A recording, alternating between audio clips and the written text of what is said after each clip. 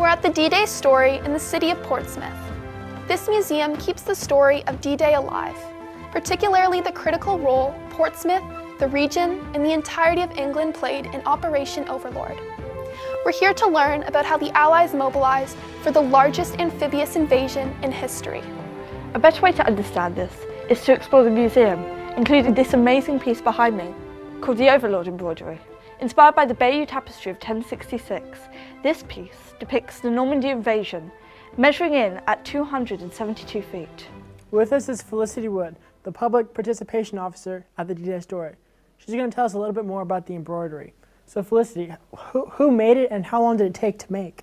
So the embroidery was commissioned by a man called Lord Dulverton, and he commissioned an artist called Sandra Lawrence, who was actually only 22 at the time. So she didn't really know a huge amount about the Second World War, so she had to do quite a lot of research before she could design it. It was made by the Royal School of Needlework, and it took them 5 years to make. They started it in 1968, and it was finished in January 1974. Is it accurate what happened? So the design committee was made up of 3 senior army officers and a team of historians, and they all approved Sandra's designs, so none of the designs could actually be stitched until they'd signed them off. What can we learn about the Allied invasion from this embroidery?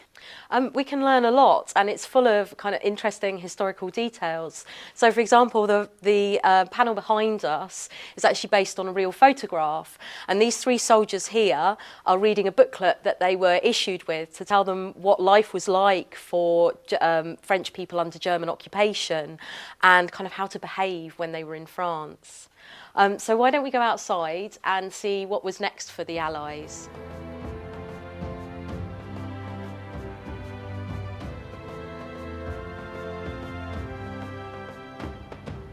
So we're standing next to the Solent, which leads to the English Channel, and roughly 120 miles in that direction was the final destination for the Allied troops, which was Normandy in France.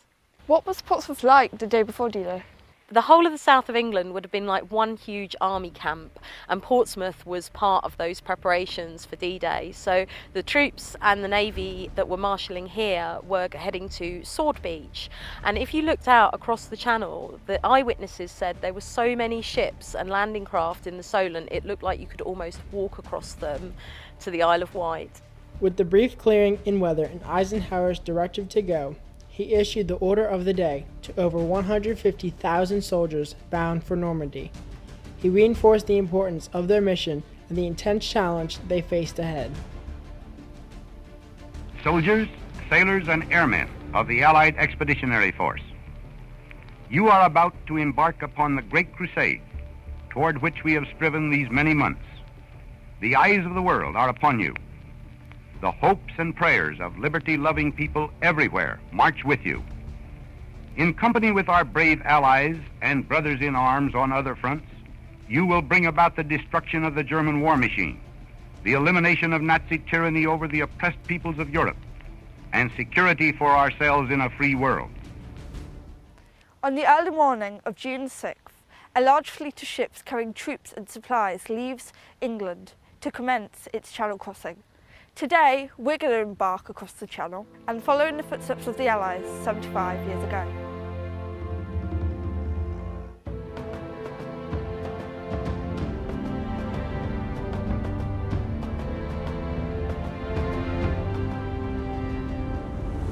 Shortly before midnight, British, Canadian, and American paratroopers board C-47s and gliders, which will soon be on their way for an early morning drop in the region before the sea invasion begins.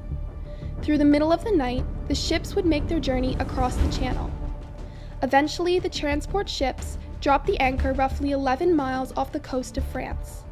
At around 3:30 in the morning, the assault forces climb down rope ladders to board the Higgins boats and LCAs. Despite the slight break in weather, the seas were still choppy. Men from all nations got seasick as they approached the coast in their landing craft. However, this would be the least of their worries, as the boats were given the signal to move in a few short hours. Bonjour et bienvenue, je m'appelle Angie. That means hello and welcome. My name is Angie, and I live in this region of France called Normandy.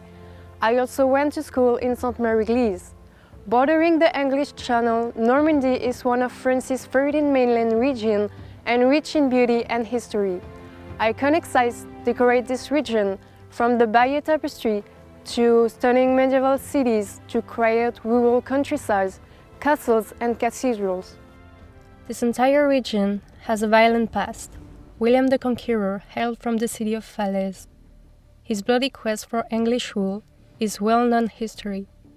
Joan of Arc was burned at the stake in the city of Rouen. And of course, 75 years ago, it became the site of the largest amphibious invasion in all of history. Allied soldiers poured onto the sand under heavy enemy fire and rangers scaled these sheer cliffs. Further inland, skirmishes erupted in small villages to secure streets and bridges from the Nazis as French civilians took shelter. Similar as us planning for Overlord for years, the Germans had been preparing for years. The Allied forces needed to open a new front in Northwest Europe to win this war. In anticipation of this critical battle, the Nazis constructed the Atlantic Wall. Now, it's not an actual wall, but a series of defenses that extended from Norway to French border with Spain. The Atlantic Wall began construction in 1942 and work heavily ramped up in early 1944. That's really interesting. And what were the large gun emplacements used for? This is the Long-sur-Mer battery, probably the best preserved pieces of the Atlantic Wall defenses. Out of all defenses in Normandy, it's the only one to still be equipped with its original guns. The relics of these defense systems, of which there were hundreds along this coastline, serve as some of the most visible reminders of what took place here 75 years ago. 12 miles out, in that storm that had blown up and canceled the first day, it hadn't let down. That the prediction was that it would subside, and it did, because we made it ashore. But it was still very, very bad. And the people being seasick, it was such a stinking mess that alone was enough to kill a man, from the stench of the diesel oil and the puke. And it was, well, one thing that I was glad for, I was the first one off of that boat, and being up front of the boat and it moving, all the wind went to the back. And so the men further in the back are the ones who got the smell, because I didn't get any of it. A long ride, rough ride, drenched, cold, into the beach. And they put me in the reconnaissance troop, which were very light tanks. They were the Stuart tank. And I was a gunner operator. So then I was with them on D-Day. And we departed from Southampton. And it was very impressive, because crossing the channel. And we woke up in the morning and there were, thousands of ships from, and the reassuring thing was there's no way anybody could stop this invasion. It just, once it got going, there was so much of it. Great mission. I remember saying to the guys that if you have to go down in the channel, don't worry about it. You could walk back to England on the ships. There are that many of them. Unbelievable number. What a job that was to put together.